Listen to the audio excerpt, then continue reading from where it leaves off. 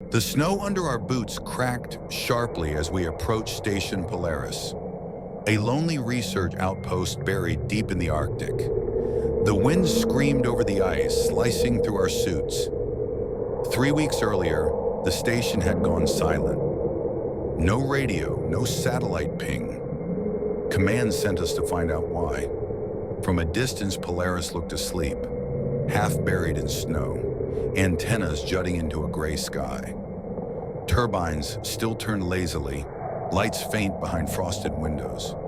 Everything looked operational, but no one answered our calls. When we entered, warmth hit us like a ghost of life.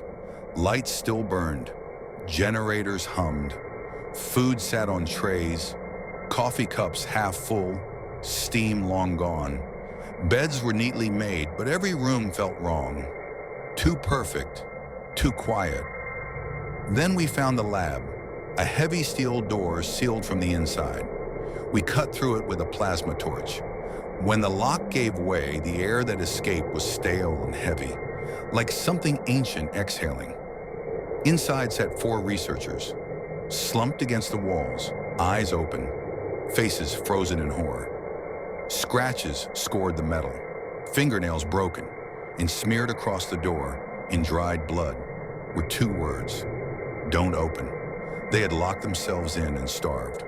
We tried to explain it: panic, madness, isolation. But the deeper we explored, the more the station felt aware. Every tool lined up, every panel spotless.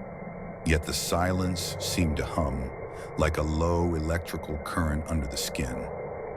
That night, Eliza, our biologist, whispered what we were all thinking. They thought something was out there, but what if it wasn't? Just past midnight, the first sound came. 3 slow knocks on the outer door. Then silence. At first, we blamed the wind, until Eliza said she heard her name whispered through the vents. Eliza. Mark, our comms officer, heard crying. I heard someone calling from the hall, using my voice. We checked the cameras. Nothing moved. No footprints in the snow. No heat signatures. But the knocking kept coming. Soft, deliberate, patient. In the main lab, I found something wedged behind a supply rack, a small containment box engraved with geometric lines. Inside lay a crystalline sphere, refracting light in impossible ways. When I touched it, a shock shot through my arm. The lights flickered, and a whisper slid into my head. Don't let them out. Eliza froze. She'd heard something too, only different. We ran tests. No heat, no radiation. The crystal looked inert, yet every one of us felt it breathing. By the next night, the station began to fracture. The radio spat static in a rhythmic pulse, almost like a heartbeat. Then the voices started again. Eliza woke screaming that something whispered from the dark. Mark insisted the static was talking to him. I heard a faint echo of my own thoughts, repeating back a second leg, like the place was thinking with me. Then came the pounding. Walls, floor, roof. Slow, methodical, something circling the station. By morning, the snow outside was untouched. No tracks, no sign of life. Mark finally said it. It's testing us. We barricaded the doors. Every rational thought said that was a mistake, but fear had taken over. The pounding grew louder. It wasn't just outside, it was inside our heads. The rhythm crawled beneath our skin, sinking with our hearts. Eliza pressed her hands over her ears. It's in my head. It's in my goddamn head. She whispered. It's in my head, Mark snapped. He smashed the comms console, sparks filling the room. Smoke curled in the cold air. The pounding stopped, replaced by a deep, vibrating moan that rolled through the metal like a living thing. That's when I noticed the coffee mug. It sat perfectly still on the table while the walls seemed to shake. No vibration, no movement. The sound wasn't real. "Eliza," I shouted, "it's not physical. It's inside us." They didn't believe me, but the more I said it, the clearer my thoughts became.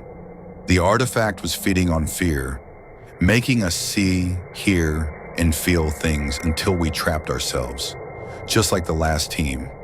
The message on the door wasn't a warning to us. It was a warning from them.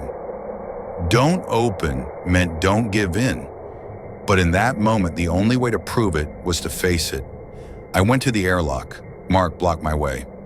"You open that, we die." Eliza begged me to stop. Tears froze on her cheeks. But I knew if we stayed, we'd starve. Same as the others.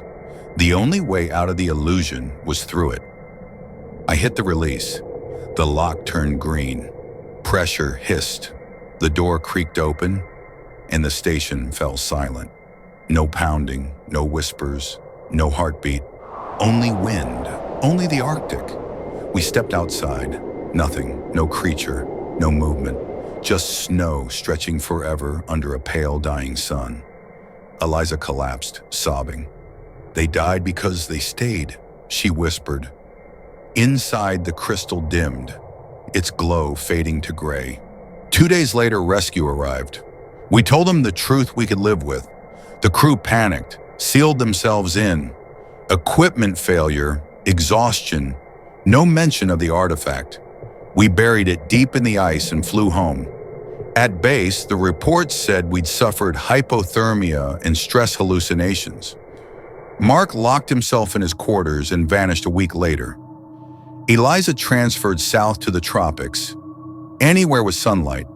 And me, I stayed, because some nights, when the wind hums just right through the vents, I hear the same rhythmic pulse, the same whisper that followed me out of that frozen hell.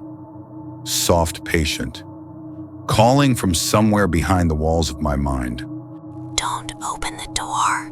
Some truths stay buried in the snow, but more will rise. So subscribe and listen to what comes next.